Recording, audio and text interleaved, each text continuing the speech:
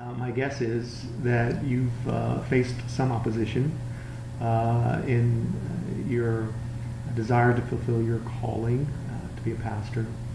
And this week you shared with us a little bit about that first day, or perhaps first week at the Calvary Baptist Church in Waco, Right. when there were protesters there. It's true. Tell me about that.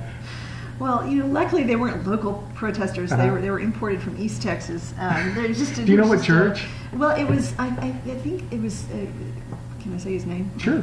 I believe it was Reverend Otwell Okay. and his group of followers, and they actually made pilgrimage to various places. I think to one women's basketball team in East Texas who just for whatever They reason protested a basketball game? Yeah, because their claim was that women in sports leads to lesbianism, and so they decided to show up and with their pickets there. So they got fresh pickets when I came. Different signs, different slogans, but. We on our first day at Calvary, there were about 40, maybe 30, 40, protesters with their pickets and their slogans, and so our church and our family had to walk through a picket line to get there. And I shared at the lunch, the funniest moment to come out of that was our son Taylor, who was 7, was holding my hand as we were walking through the picket line.